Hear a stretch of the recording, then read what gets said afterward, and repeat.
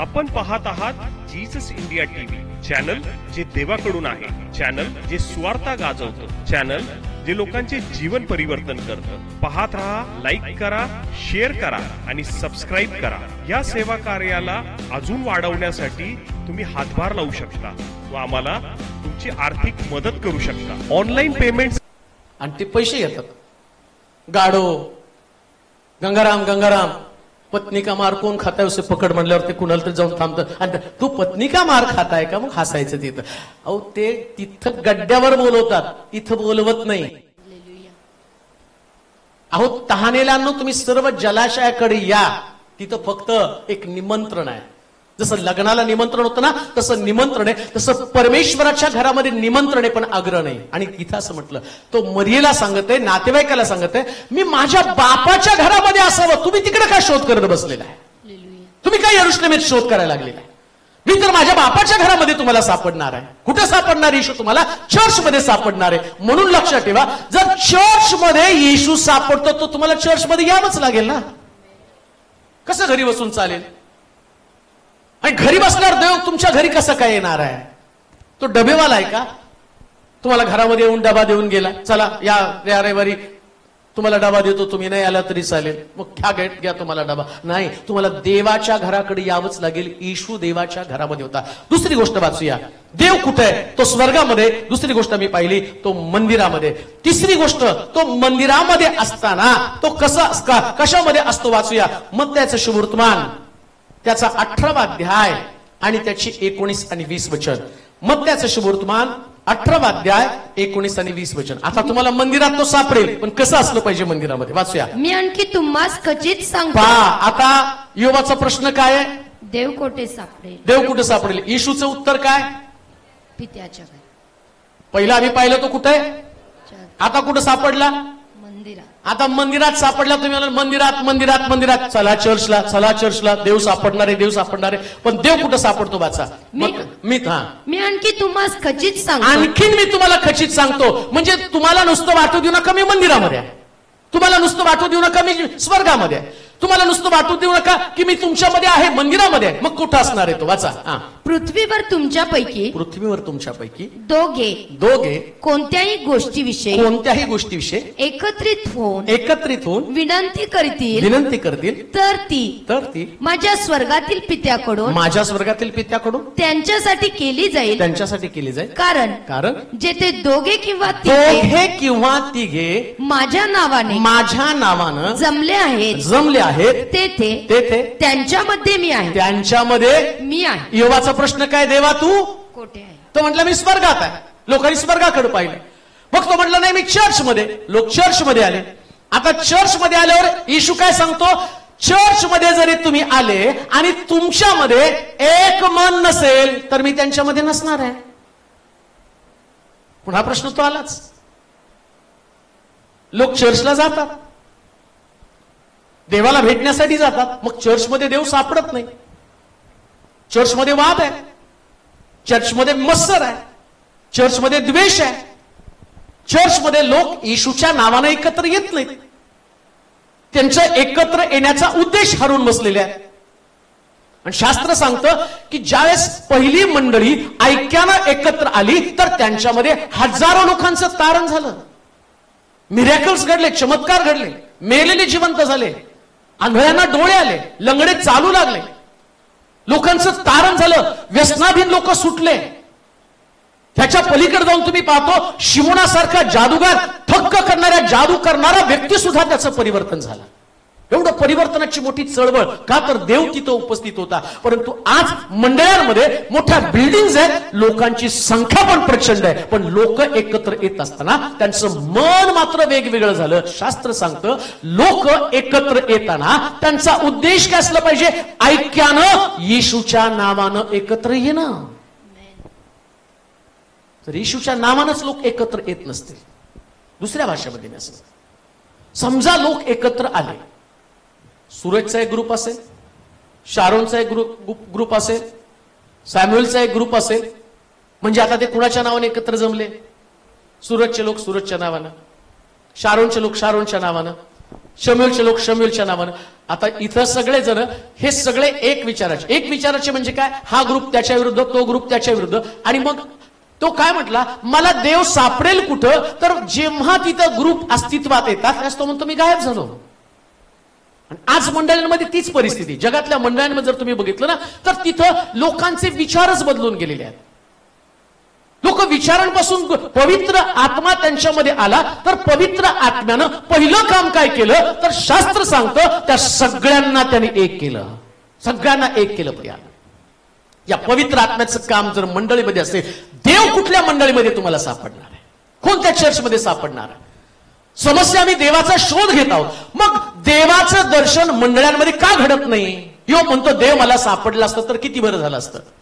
लोक पण देवाचा शोध घेत आहे, पण आज मंडळांमध्ये त्यांना देव सापडत नाही. लोक म्हणतात आम्हाला या मंडळीत देव सापडला नाही आणि आम्ही चर्च सोडून निघून जातो. मग ते दुसऱ्या चर्चमध्ये जातात देव शोधण्यासाठी. का देव दुसऱ्या चर्चमध्ये देव शोधण्यासाठी गेला, कारण मंडळीमध्ये ऐक्य नाही. ऐका, मग अशी कोणीतरी भालेराव सिस्टरनं प्रार्थना केली, तेव्हा असं चर्च बनवू दे, असं चर्च बनवू दे की त्या चर्चमध्ये सगळी जागा भरून गेली. होणार होते हे घडणार. कधी घडणार माहिती का, प्रेषितांच्या काळातली मंडळी बनेल तेव्हा घडणार आहे. एक मनाचे, एक दिलाचे, एक चित्ताचे ते होते. त्यांच्यामध्ये कुठल्या प्रकारचे हे वेदावे नव्हते. आणि त्याच्या पलीकडे जाऊन तुम्हाला सांगतो बरं का, प्रेषितांच्या काळामध्ये फक्त एक कुटुंबाचं वर्णन त्या ठिकाणात करण्यात आलं. हनन्या आणि सपिरा दोघं नवरा बायको, या दोघा नवरा बायकोंचं वैशिष्ट्य काय माहिती का, त्याने काय केलं, आपल्या संपत्तीचा अर्धा वाटा काढून ठेवला, बस. आता हे फार मोठं पाप नव्हतं हो, अर्धी तर दिली का नाही, बरं ती संपत्ती पण त्यांची होती, पण ऐक्य इतकं महत्वाचं होतं. बाकीच्या लोकांनी सगळं दिलं, यांनी 50% दिलं. मंडळीमध्ये तसंच असतं, काही वेळेस सगळे लोक आपलं संपूर्ण समर्पण देतात. कोणीतरी प्रार्थना करताना नाही, आमच्या पास्टरने सगळं तुला समर्पण केलेलं आहे. ठीक आहे, मी सगळं समर्पण केलं, अगदी माझं सगळं शिक्षण सगळं समर्पण केलं आणि मला त्याचं काही खंत पण वाटत नाही. ज्या दिवशी सेवेला उभं राहिलो त्या दिवशी सगळं समर्पण करून टाकलं, माघारी जायचं नाही, विचारच करायचा नाही कोणता. डिग्र्या सुद्धा फाडल्या मी, का तर परत माघारी जायला नको म्हणून. माघारी गेलो असतो तर पुन्हा तेच काम केलं असतं, मग लोकांचं तारण नसतं झालं. बरा कोणीतरी बोलता बोलता मी त्याला सांगितलं की बाबा आता जे माझी स्थिती आहे, आणि आता खूप लोक मला पुष्कळ मदत करतात. एक काळ असा होता की त्या काळामध्ये मला वाईट वाटतं की त्या काळामध्ये एक एक रुपयासाठी झगडा करावा लागत होता. आणि मग मी त्याच्याशी बोलताना त्याला सांगितलं की आता तशी परिस्थिती नाही. मला माहित पण नाही, ते लोक परदेशातनं मला त्यांचा दशांश पाठवत असतात. ते म्हणतात नाही तुम्ही दशांशासाठी पात्र आहे, आणि मग काही लोक मला 40-40 हजार रुपये दशांश पाठवतात. का, मी पहिले 40 रुपयासाठी मारामार करत होतो, 40 रुपये माझ्याकडे येत नव्हतं, पण समर्पण केलं ना त्यावेळेस, 100% समर्पण केलं. एक रुपयाचं मनामध्ये कुठली लालसा सुद्धा नव्हती की प्रभू मला देईल का. बरेच लोकांनी तर सांगितलं या सोलापुरात काही होणार नाही, चांगलं कुठंतरी ठिकाणात मंडळी काढा आणि तुम्ही सेटल व्हाल. पाळक लोक सुद्धा येऊन मला सांगून गेले, पण समर्पण होतं ना 100% समर्पणाचा परिणाम काय झाला, एवढी सुंदर वास्तू तयार झाली. का तर या समर्पणामध्ये देव होता. आणि मग प्रेषितांच्या काळामध्ये हे समर्पण हनन्या आणि सपेरेचं नव्हतं. मग त्यास काय घडलं माहिती का, त्याला माहितीये प्रभूचं महान कार्य जगात पुढे जायला पाहिजे, तर हनन्या आणि सपेरेचे दोन मतं इथं अस्तित्वात नको. मग तिथं असं म्हटलं की त्यानं सांगितलं हनन्या तू पवित्र आत्म्याची लबाडी करावी म्हणून सैतानानं तुझं मन का भरवलं, म्हणजे तुझ्यामध्ये 2 मतं, तो जागेवरती मेला, त्याची बायको पण जागेवरती मेली. याचं कारण काय, त्यांच्यामध्ये समर्पणाची भावना नव्हती, मतं त्यांची एक नव्हती. जे काय वास्तविक पाहता ती गोष्ट वाईट नव्हती, ती गोष्ट आणि त्यांच्या देहाच्या लालसेनं त्यांच्यामध्ये आलेली आहे. ज्या चर्चमध्ये देहाची लालसा आहे, त्यांच्यामध्ये एक मत कधीच नसतं, त्यांचे विचार भरकटलेले असतात, त्या चर्चमध्ये देव तुम्हाला कधी सापडणार नाही. लोक सापडतील, बिल्डिंग सापडतील, पैसे सापडतील, प्रॉपर्टी मिळेल त्यांच्याकडे, पुष्कळ प्रॉपर्टी त्यांच्याकडे असेल, पण देव त्या ठिकाणात सापडणार नाही. पण काही लोक असे असतील, गरीब असतील, त्यांच्याकडे काही चर्चसाठी त्यांच्याकडे पैसे पण नसतील, लोक एकत्र येतील. मी पाहतो कधी कधी व्हिडिओ, चर्च तोडत आहेत, कापड त्यांच्यावरती लावलेलं आहे, आणि लोक ते किती लोकांनी ते बघितलं असेल व्हिडिओ, ते वाजवत बसलेले आहेत, ते फाडत आहेत, तोडत आहेत, मंडप उद्ध्वस्त करत आहेत. पण ऐक्यानं एका दिलाचे एका चित्ता होत सगळं छत निघून गेलं तरी देवाची उपासना करताय. याला युनिटी म्हणलं, तिथं देव आहे प्रियानो. किती पैसा तुमच्या चर्चकडे आहे, किती लोक तुमच्या चर्चमध्ये, त्याला महत्व नाहीये. कधी देव तुम्हाला सापडणार आहे? योग म्हणतो, देव मला कुठे सापडेल? कुठं देव सापडणार आहे? युनिटीमध्ये, ऐक्यामध्ये प्रत्येक जण एका विचारानं प्रेरित झालेला आहे. लक्षात ठेवा, चर्च म्हणून देव आणि त्याच्याकडे पाहत असताना दोघं किंवा तिघे, काय लिहिले वाचा वचन परत. मी आणखी तुम्हास खचित सांगतो पृथ्वीवर तुमच्यापैकी दोघे कोणत्याही गोष्टीविषयी. किती सांगितले होते त्यानं? दोघे. त्याला माहिती, जास्त लोक आले की गोंधळ, एवढे लोक वाढतील तेवढे प्रॉब्लेम वाढतात, नाही का? मग आम्हाला पण वाटतं लोक कमीच असावे, प्रॉब्लेम कमी, लिंबू टिंबू खेळत बसायचं, खो खो, लंगडी पाणी. अहो खरं चर्च ते आहे ज्या काळामध्ये असं लिहिलं, हजारो लोक एकत्र येत होते, ते चर्च होतं बरं का. आणि कधी कधी आम्हाला असं वाटतं की ते एवढे लोक येत होते मग सगळे धार्मिक होते.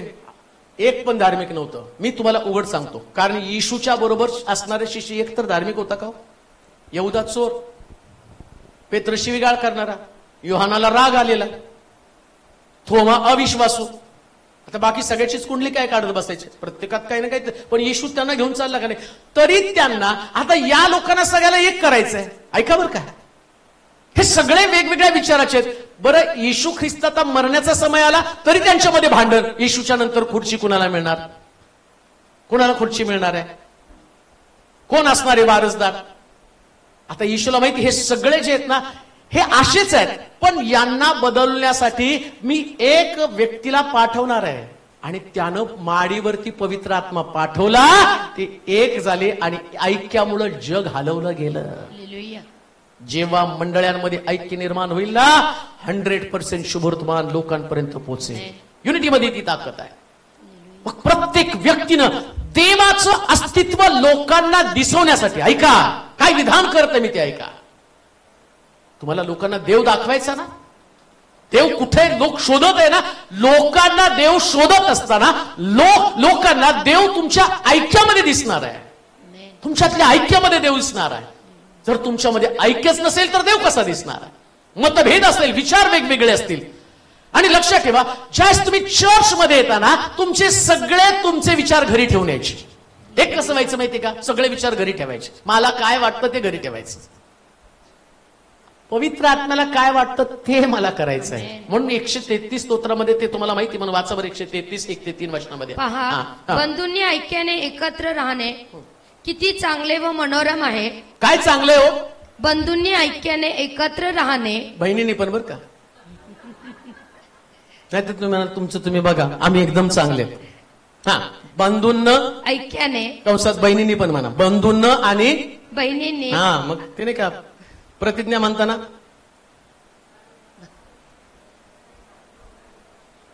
सारे भारतीय माझे तिथं पण अन्याय. बहिणींचं काय?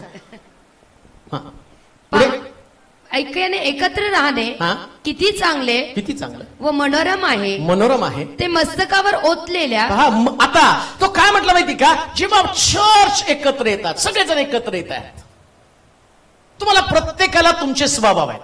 आणि मी ते तुम्हाला सांगतो, तुमचे स्वभाव कोणीच बदलणार नाही. येशूने बदलू शकला नाही तुमचे, मी काय बदलणार आहे हो? मी किती डोका पडलं तरी बदलणार नाही स्वभाव. पण लक्षात, ते स्वभाव घेऊन तुम्ही चर्च मध्ये पाऊल टाकलं. आता चर्च मध्ये पाऊल टाकल्याबरोबर तुमच्या डोक्यात काय पाहिजे? अभिषेक. कारण ते मस्तकावर ओतलेल्या अरुणाच्या दाढीवर उतरलेल्या त्याच्या वस्त्राच्या काठापर्यंत ओघळलेल्या बहुमोल तेलासारखे आहेत. सियोन डोंगरावर उतरणाऱ्या हर्मोन पर्वताच्या दहिवरासारखे ते आहे. कारण तेथे परमेश्वरामध्ये उद्देश काय असला पाहिजे? परमेश्वरानं आशीर्वाद द्यायला पाहिजे. आता आतमध्ये स्वभाव वेगळे आहेत, पण येताना उद्देश काय? सगळ्याला आशीर्वाद मिळाले पाहिजे, पहिल्या खुर्चीपासून तर शेवटच्या खुर्चीपर्यंत. मग आता तुम्हाला तुमचं पटत नाही, मला समजा सूरजचं पटत नाही, सूरजला पण माझं पटत नाही. पटतं बरं का? नाही तर त्यांना बाजूला काय पटत नाही तुमचं, सांगा बरं पाळका बरोबर. नाही पटत कधी कधी, आणि पटणार पण नाही. माझ्याशी पटवून घ्यावं, मी का त्यांच्याशी पटवून घ्यावं? मी म्हणाल तुम्ही ते कशाला, काय स्पिंटर का काय ते सस्पेंडर, तुम्ही ते सस्पेंडर घालून का आला? मला आवडतं. मग तुम्ही कशाला सूट घालून आला? मला आवडतं. आता तुम्हाला जे आवडते ते तुम्ही करणार, मला जे आवडतं ते मी करणार. मग मी तुमच्या आवडीत आणि माझ्या आवडीमध्ये एकच कॉमन आवड आहे, ती पवित्र आत्मा, अभिषेक, ऐक्याने एकत्र येणं. मग तुमची आवड मला महत्वाची नाही, माझी आवड मला महत्वाची नाही, मला देवाची आवड. आणि देवाची आवड काय? तुम्ही ऐक्याने एकत्र यावं, कारण मला तुमच्यामध्ये उपस्थित राहायचंय. मुळामध्ये तो काय म्हणतो? तुम्ही दोघं किंवा तिघं एक दिलाचे एक चित्ताचे होऊन एकत्र येतात. प्रभू तोपर्यंत किती पण भारी गाणे म्हणा बरं का, ते आपली भावना असते. नाही आज पवित्र आत्मा उतरून आला. कसा येईल रे तुमची दोन मतं असल्यावर? कोण सांगितलं तुम्ही तुमच्यात मतभेद आहे? तुमच्यामध्ये एक मन कुणाचंच नाही. कुणातरी कुणामध्ये कुणाशी तरी ईर्ष्या आहे, कुणाशी तरी स्पर्धा आहे, कुणाचा तर द्वेष आहे, कुणाचा तर मत्सर आहे. आणि तिथं तुम्ही म्हणता की आम्ही खूप सुंदर उपासना केली, पवित्र आत्मा उतरून आला. पवित्र आत्मा उतरून येऊ शकत नाही. तुम्हाला देव सापडणारच नाही तिथं. पण तुमच्याकडं काहीच नाही. मला आठवतं की आपल्याकडे काहीच नव्हतं. पहिलं जे पार्टिसिस्टो आपण चर्च तिथं घ्यायचो, 250 रुपयाचा फक्त एक 150 रुपये 1,500चा तो एम्प्ली, 250 रुपयाचे बॉक्स होते आणि 150 माईक होते. आज हा माईक 16,000चा आहे. 150 रुपयाचा माईक होता. एकाला आवाज नाही, कोण कुठं गातंय, कोणत्या पट्टीत गातंय, कोण काय वाजवतो, कोणाचा ताळमेळ कोणाला नाही. आता बघितल्यावर मी स्केल चुकली तर नाही, ह्याच्यात नाही ह्याच्यात गा, त्याच्यात नाही त्याच्यात गा. कुणाला काय माहित नव्हतं, काय नव्हतं, पण चालू होतं. पण चालू होतं तरी चमत्कार घडतच होते ना. लोकांचं जीवन बदललं जात होतं. मला आठवतं की एक मुलगा त्या प्रार्थनेसाठी पुढे आला आणि तो इतका निराश हताश होऊन आला. तो पोलीस आहे आता सध्या. तो हताश होऊन आला.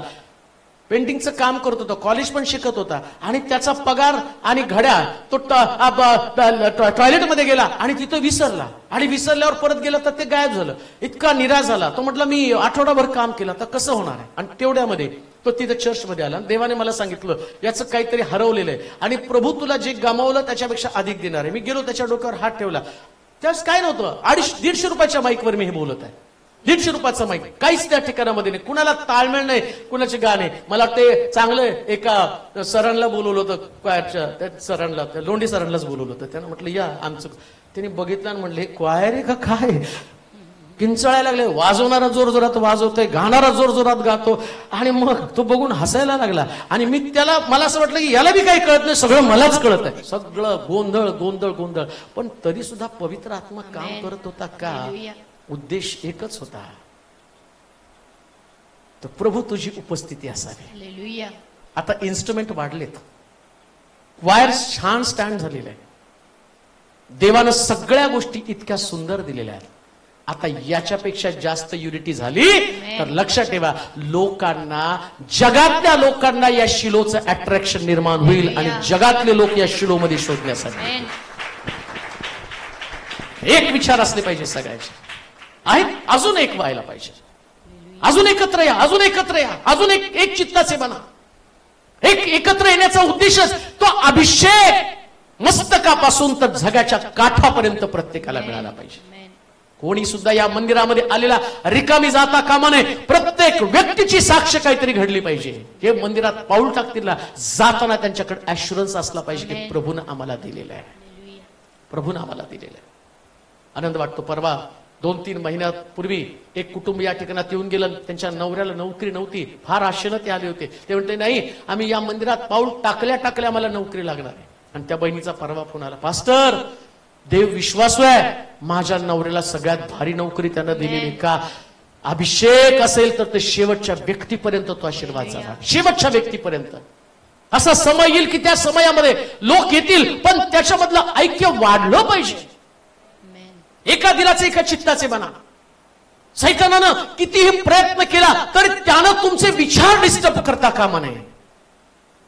तो प्रयत्न करणार आहे. त्याला माहितीये जेव्हा लोक एकत्र येतील, एकत्र आल्याबरोबर तिथं अभिषेक असणार आहे. एक दिवशी असा समय येईल, ऐका, उपदेश करायचा म्हणून मी करत नाही, मी बायबल मधल्या प्रत्येक वचनावरती माझा विश्वास आहे. ज्यावेळेस तुम्ही एक दिलाचे एक चित्ताचे होऊन लोकांना देवाचं दर्शन घडवाल ना, तर या मंडळीत त्या गेटमध्ये पाऊल टाकल्या टाकल्या मिराकल घडण्याला सुरुवात होतील. का? तो अभिषेक असा व्हायला सुरुवात होणार आहे. देव कुठं सापडेल हा प्रश्न त्यानं केला आणि तो म्हणतो मी ऐक्यामध्ये सापडणार आहे. हालेलुया. देव ऐक्यामध्ये सापडणार आहे, युनिटीमध्ये सापडेल.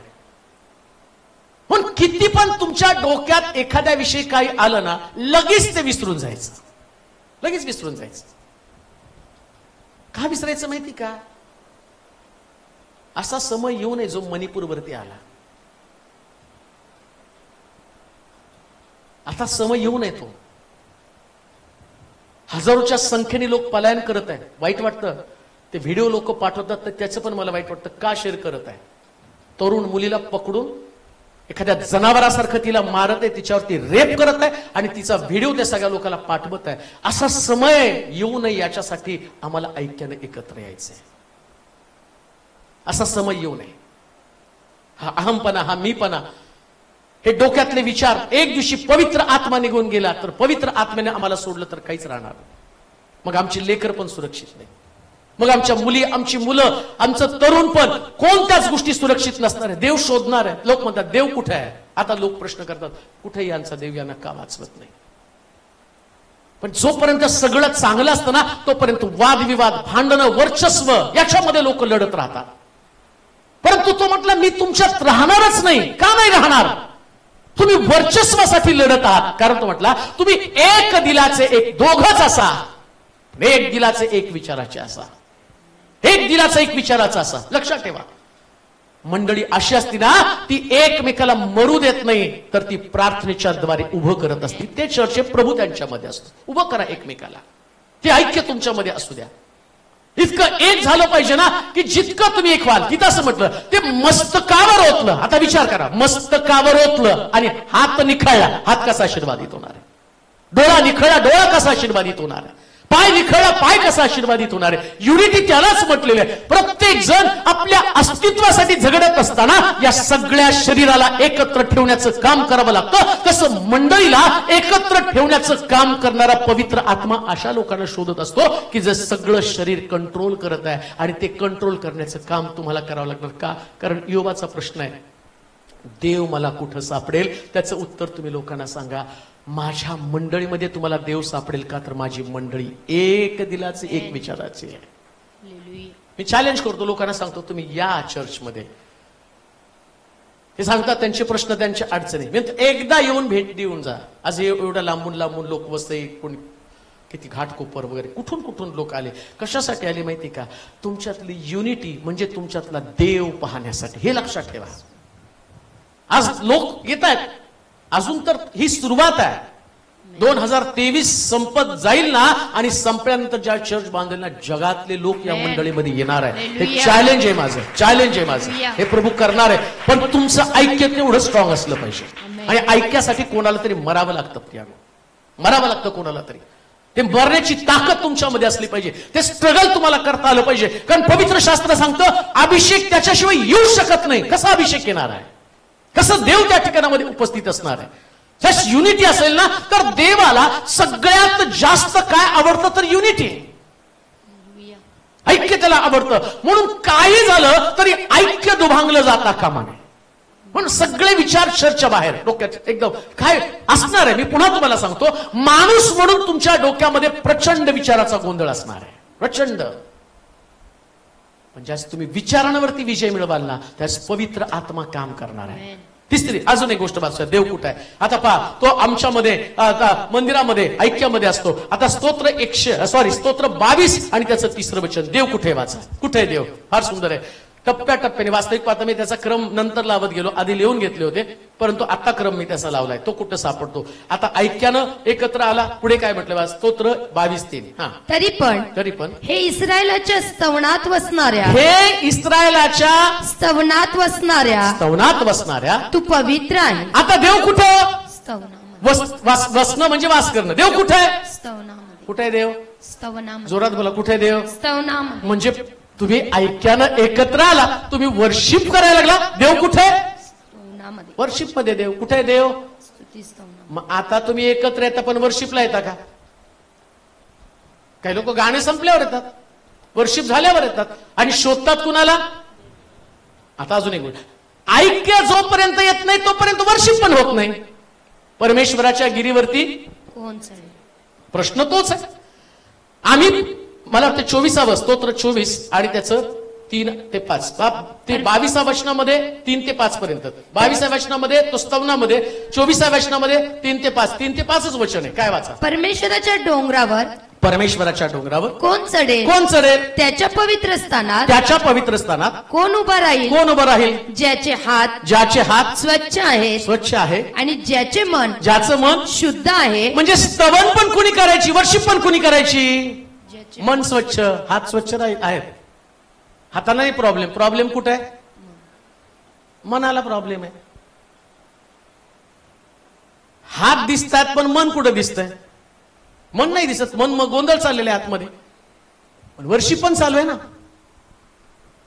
ढगात हात चाललेत, शब्द पण जोरजोरात आहेत, सगळं काही छान आहे. पण जेव्हा तुम्ही शारीरिक कृती करताना त्यास देव तुमचं हृदय पारखत असतो बरं का. देव कुठे आहे? योग म्हणतो देव कुठे आहे? देव स्वच्छ मनाच्या उपासकांमध्ये आहे. Amen.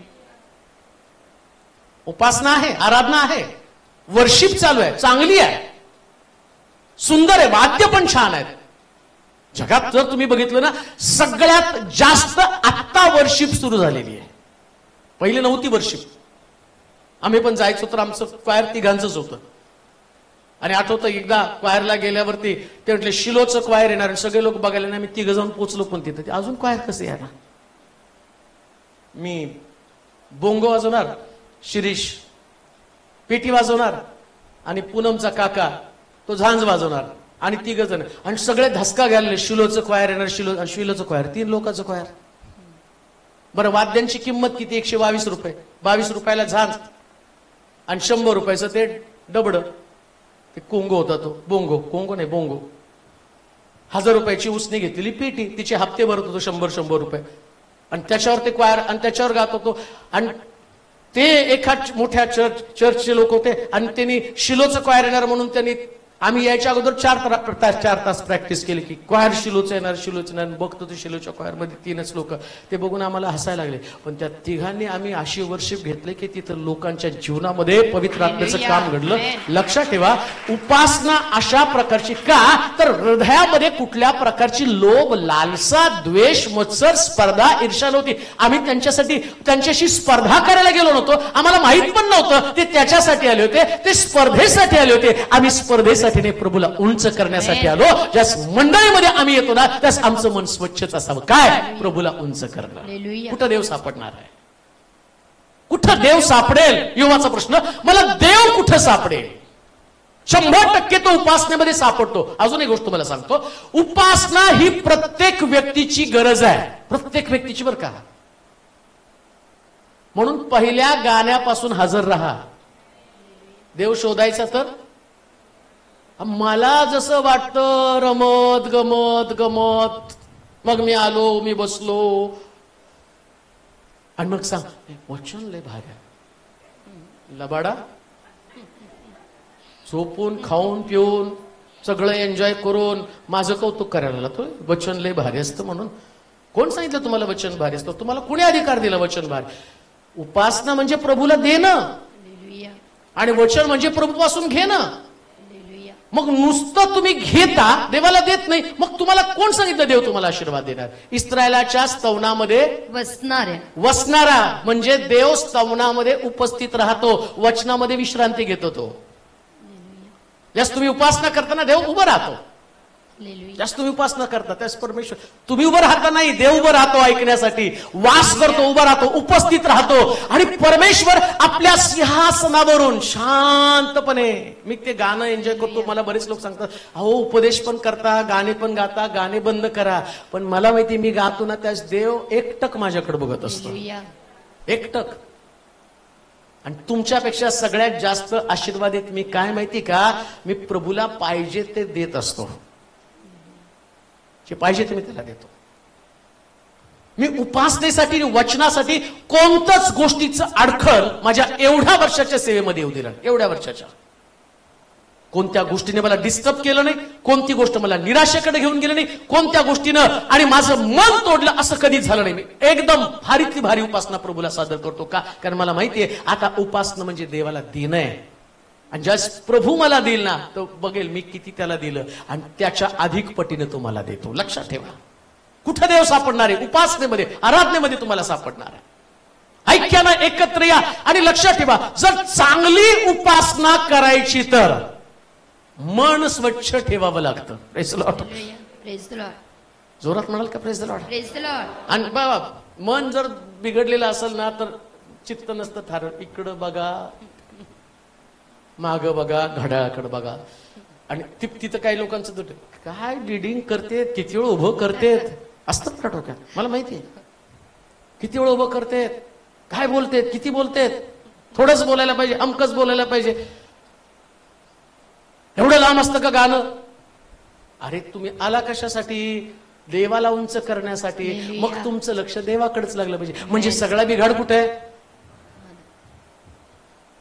मग तुमचं काय? पाट्या टाकायचं, गाणं संपायचं, उपदेश संपू द्या, मग पळा घरी, मग सुटलं चर्च, मग घरी सुटलं एकदाच चर्च. आलाच कशाला? कसा देव भेटणार तुम्हाला? यो म्हणतो देव कुठे आहे? तो म्हटलं अरे मी वर्शिप मध्ये होतो, तू त्यावेळेस तू नव्हता, मी येऊन गेलो, वर्शिप मध्ये येऊन गेलो, मी भेटलो सगळ्याला आणि ज्याला द्यायचं ते बक्षीस देऊन गेलो. कुणाला गव्हर्नमेंटचा जॉब दिला, कुणाचं लग्न झालं, कुणाला लेकराचा आशीर्वाद दिला. हालेलुया. आणि तुम्हाला लेट झाला, तुम्ही गमावला. पण तुम्ही त्यावेळेला उपस्थित राहिला आणि प्रभूनं तुम्हाला आशीर्वाद दिला. आणि मग तुम्ही लोकांना सांगा, दावीद म्हणतो माझ्या देवानं मला वर्शिपचा आशीर्वाद दिला, त्यानं मला धुळीतनं काढून राजगादीवरती बसवलं. देव तिथं आहे आराधनेमध्ये. हालेलुया. आराधनेमध्ये कधी कधी लोकांना असं वाटतं मी येऊन वाजवत बसतो ना, कला दाखवतात का काय, मला सगळं येतं ते दाखवतात का? नाही हो, मला माहिती ही सुरुवात झाली. हालेलुया. मी एन्जॉय करत असतो देवाचं सानिध्य, देवाची समक्षता आणि त्याचं फिलिंग पण चर्चमध्ये असतं. बघा एक रविवार मी नसू द्या, पण गप्पा मारत बसतात की नाही निवांत. बरेच लोक मी असल्यावर वेगळं, मी नसल्यावर वेगळं. का तर तिथं वाजवल्यावर एक वातावरण निर्मिती होती आपोआप. पवित्र आत्मा काम करतो आणि पवित्र आत्म्याची उपस्थिती असते. ते काय मला लोकांना दाखवायचं मला हे वाजवायला येतं ते तुम्ही काय मला मनी ऑर्डर करणार ते वाजवतो म्हणून का? माझ्याकडे क्लास लावणार आहे की तुम्ही आम्हाला कॅसिओ शिकवा, तुम्ही आम्हाला सगळंच वाद्य येतं मला. आणि ते लहानपणापासून येतं.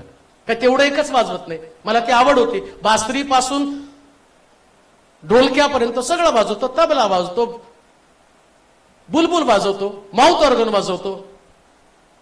काय वाजवायचं ठेवलं नाही सगळ्यांना, तुम्हालाही वाजवतो अजून राहिलं साहिलं तुम्हाला वाजवतो. हालेलुया. आणि तुम्हाला तर एवढं भारी वाजवतो की असं तुम्हाला कोणच वाजवत नाही. पण एन्जॉय करतो. हे देवाचं सानिध्य, देवाची समक्षता आहे. उपासना त्याच्यामध्ये देव हजर असतो. हालेलुया.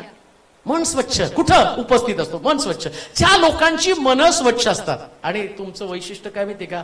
हे वसईचे लोक हे आपलेच लोक आहेत. डी सिल्वा ब्रदर ते बिचारे दुबईवरून आले ना, दुबईला कुठं सौदीला गेले तर त्यांना असं वाटतं कधी एकदा शिलो गाठतो. तिकडून आल्यावर 28 दिवस त्या शिपवरती 28 दिवसाने आल्यावर वाट पाहतात कधी एकदा. का जातात तिथं? तुमचे जर तोंड फुगलेले असते तर ते चुकून पण आले नसते नाही का? तुम्ही जर त्यांना गुरकून बघायला रागाने क्या है, मग तुम्ही हसून हसून त्यांचं स्वागत करता, त्यांना प्रेम देता, म्हणून ते वसईमध्ये पण रमत नाही. मला जर प्रभूनं परत कधी विचारलं ना तुला मिनिस्ट्री कुठं करायची सोलापूर व्यतिरिक्त, तुम्ही वसई सांगल बरं का. हा, कारण तिकडचे एवढे लोक आपल्याकडे येतात, एवढ्या लांबून येतात.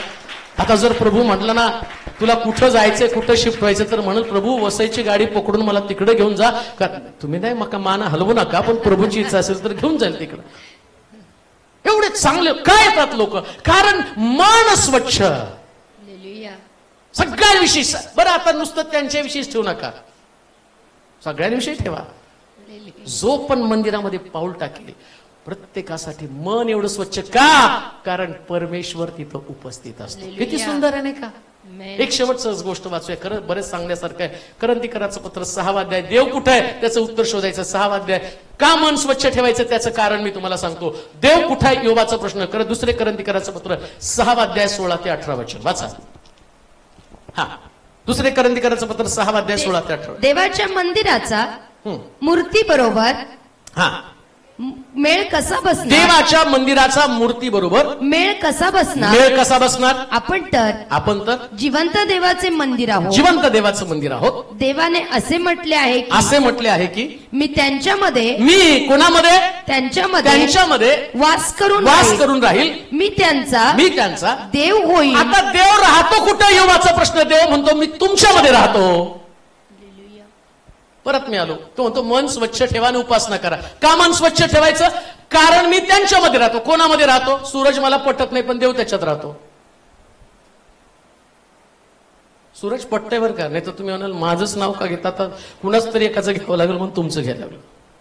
सूरजचं माझं पटत नाही पण देव म्हटलं तुझं लाख पटत नाही रे, पण मी त्याच्यामध्ये राहतो ना, मग त्याच्याविषयी तुझं मन, त्याच्याशिवाय तो कशी उपासना करणार? परिवारामध्ये काही लोकांचं तुम्हाला पटत नाही,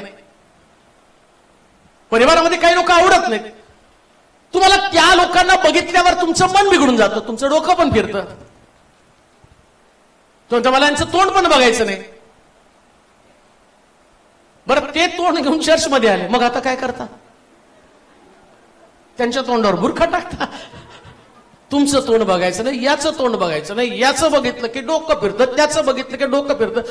अरे हे डोकं घरी ठेवून ये, का तर देव त्या व्यक्तीमध्ये आहे. किती सुंदर आहे. बायबल समजलं पाहिजे. देव कुठं आहे?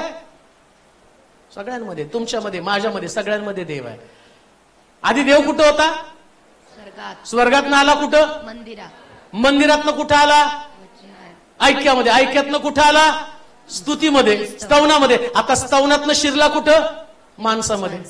कसं देव फिरतो बघा, एका जागी थांबत नाही. आणि आम्ही त्याला मूर्तीतच बसलो, तू मूर्ती, तो म्हणतो नाही मी फिरणार. कसा फिरणार आहे? पहिले मी स्वर्गात होतो, तुम्ही प्रार्थना केली, तुम्ही आराधना केली, मी खाली आलो, मी मंदिरामध्ये दर्शन दिलं, वचनामध्ये तुम्हाला दर्शन दिलं. आता वचनानं तुमचं रूपांतर झालं, वचनानं तुम्ही बदलला, तुम्ही बदलला, तुमच्यामध्ये ऐक्य आलं, युनिटी आली, एकत्र तुम्ही आला. एकत्र आल्याबरोबर मी अजून त्यांच्यामध्ये उडी मारली, मग देवानं आमच्यामध्ये उडी मारली. आता ऐक्यानं एकत्र आल्यावर देवानं स्वस्थ बसू दिलं नाही, मग तुम्ही वर्शिप करायला. वर्शिप करता करता तुमच्या प्रत्येकाच्या मनाची त्यानं सफाई केली, मनाची सफाई झाली, मन साफ झाल्याबरोबर आता देव काय सांगतो? मी अरे त्याच्यामध्ये आहे. सगळ्यांमध्ये देव आहे, लहानापासून मोठ्यामध्ये देव आहे, प्रत्येकामध्ये देव आहे. प्रॉब्लेम काय? मी देव फक्त माझा देव तुला बघून गेला आणि त्याचा देव डोकं फिरल्यावर आम्ही काय म्हणतो? माझा देव तुला बघून गेल, मग याच्या देवाचं काय? बरं तो पण चर्चमध्ये उपासना करतो, ती व्यक्ती पण चर्चमध्ये उपासना करते, आराधना करते, आणि बायबल सांगतं काय लिहिले वाचा बरं? देवाच्या मंदिराचा मूर्ती बरोबर मेळ कसा बसणार? आपण तर जिवंत देवाचे मंदिर आहोत. बोला बरं, कोण आपण? बोला सगळेजण, कोण आपण बोला. आपण, तू पण जिवंत देवाचे मंदिर आहोत. कोण मंदिर आहे? आपण कंसात ब्रॅकेट मध्ये टाकलं का कोण? हे सोडून तुम्ही, त्यांच्यात मंदिर नाही. बरं तुम्हाला कोणी प्रगट केलं त्यांच्यात मंदिर नाही म्हणून? तुम्हाला कोणी प्रगट केलं त्यांच्यामध्ये देव नाहीये? मुळामध्ये बायबल काय सांगतं? तुम्ही देवाचा शोध घेताना, आता ऐका बरं का, येशू ख्रिस्त कसं स्पष्ट बोललाय पहा, माणसामध्ये देव. आधी मूर्तीमध्ये तो नाही म्हटला त्या मुलाला बसवा खाली, कौतुक करू नका त्याचं, खाली बस रे. चर्च आहे, धर्मशाळा नाही, बस एका जागी. बायबल काय सांगतं? तो मनुष्यामध्ये, मूर्तीमध्ये नाही, माणसामध्ये आला. माणसामध्ये आल्यावर आता माणसातला देव, मग येशू ख्रिस्त म्हटलं नाही का त्यांच्या शिष्यानं जवळ बोलून, मी भुकेला होतो त्यास तुम्हाला अन्न दिलं, मी उघडा होतो त्यास तुम्हाला, मी निराश्रित होतो त्यास तुम्हाला आश्रय दिला. ते म्हटलं प्रभू तू कधी, हे कधी मी तुझ्यासाठी केलं? तो म्हटलं तू ये लहानातल्या लहानाला करशील तर मला करशील. म्हणजे कुणामध्ये सापडला तो? व्यक्तीमध्ये सापडला. म्हणून लक्षात ठेवा, एखाद्या व्यक्तीची ज्यावेळेस तुम्ही काहीतरी गरज पूर्ण करताना, त्यावेळेस गरजेच्या रूपानं देव त्या व्यक्तीतनं तुम्हाला दर्शन देत असतो. हे कुठं तुमच्या लक्षात येतं? तुम्हाला वाटतं की तुम्हाला देव शोधायचं. कधी कधी प्रभू प्रश्नातला व्यक्ती तुमच्याकडे पाठवतो. कशासाठी माहिती का? त्याला तुम्ही, तो भुकेला आहे आणि तो भुकेलेला व्यक्ती तुमच्याकडे आला आणि देव म्हणतो याला खायला दे. खायला दे म्हणजे काय? आम्ही म्हणतो ना, नाही हे खूप सोपं आहे, मूर्तीचा देवाच्या मंदिराशी कसा मेळ घातला जाईल. मूर्तीला देणं सोपं आहे, जिवंत माणसाला देणं कठीण आहे. मूर्तीला देऊ आम्ही भाकर, का ती खात नाही, मग आम्ही घरी घेऊन जाऊन खाणार. पण जिवंत माणसाला दिली तर ते खातील ना, ते खाणार आहे आणि तुमचं नुकसान होणार आहे. पण शास्त्र काय सांगतं, तुम्ही याला दिला तर ते माझ्यापर्यंत पोहोचणार आहे. आपलं लक्षात आलं का देव कुठे आहे. आम्ही लोक शोधतात देव कुठे आहे, देव कुठे आहे, देव कुठे आहे. अरे तो म्हटला मी तर माणसामध्ये बसलोय, गरजवंतामध्ये बसलोय. जो गरजवंत आहे, ज्या तुम्ही त्याच्या गरजा पूर्ण करता म्हणजे ते देवाकडे जातं. देवाला मनी ऑर्डर आहे ती. बऱ्याच लोकांनी चर्चला, इकडं शिलो चर्चला मनी ऑर्डर केल्यात, ती देवाला गेली मनी ऑर्डर. गरज होती शिलो चर्चची बांधकामासाठी, मग तुम्ही पोचवली. आता देव त्यातले आशीर्वाद तुम्हाला देणार आहे.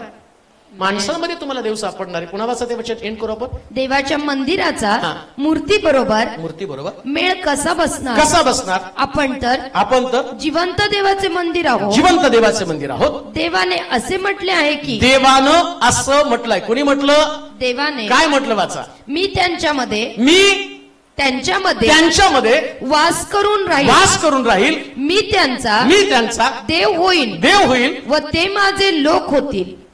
कुणामध्ये वास करेल. सगळ्यांमध्ये. का ऐक्य असणं गरजेचं आहे. सगळ्यामध्ये कोण आहे. देव. आता मी एखाद्याचा अपमान करतो म्हणजे कुणाचा अपमान करतो. साधा आहे. मी एखाद्याचा इन्सल्ट केला, मी अपमान केला, म्हणजे कुणाचा अपमान केला. देवाचा अपमान. बायबल सांगतं मी त्यांच्यामध्ये, मी सगळ्यांमध्ये वस्ती करत आहे. प्रत्येक व्यक्तीमध्ये मी आहे. मग त्या व्यक्तीमध्ये मी आहे. समस्या काय. मी तिला आपलंसं केलेलं आहे. मी त्यांच्यामध्ये वास करेल, मी यांच्यामध्ये वास करेल, मी यांच्यामध्ये वास करेल. देवानं सगळ्यामध्ये वास करायला सुरुवात केलेली. आणि देवाचं काम काय माहिती का. प्रत्येक व्यक्तीला आपलं करणं. असं काय नाही शब्द वाचा भरतो. मी त्यांच्यामध्ये वास करून राहील. मी त्यांचा देव होईल व ते माझे लोक होतील. म्हणजे देवाचं काम काय. आपलं करणं. ते माझे लोक होतील. देवाला सगळ्याला आपलं करायचंय. आमीन म्हणाल का. मग देवाला सगळ्याला आपलं करायचं म्हणजे तुम्हाला पण सगळ्याला आपलं करावं लागेल. तुम्ही देवाला आपलं करता म्हणजे सगळ्याला आपलं करता. तुम्हाला एखादी व्यक्ती आवडत नाही म्हणजे देवच आवडत नाही ना.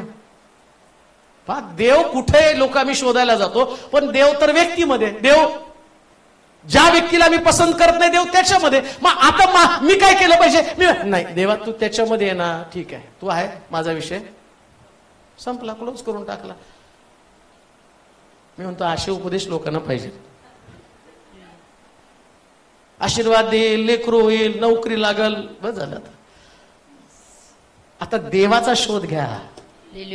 आणि देवाचा शोध घेतला की नाती, बिघडलेली नाती नीट होतात. प्रियानो, कधी संघर्ष नसतो, कधी तणाव नसतो, कधी मन तुटलेलं नसतं, कोण उद्ध्वस्त झालेलं नसतं. इतकं सुंदर वातावरण असतं. पवित्र आत्मा तिथं असतो. पवित्र आत्मा आणि देव एकत्र मिळून काम करतात. म्हणून योग म्हणतो मला देव कुठं सापडेल. इकडं देवाच्या वचनामध्ये सांगितलं मी तुम्हाला सापडेल लोकांमध्येच. देवाची स्तुती असो. तुमच्यामध्ये मला देव सापडला. तुमच्यात सापडला. रोज मी देवाला धन्यवाद देतो बघा चर्च बद्दल.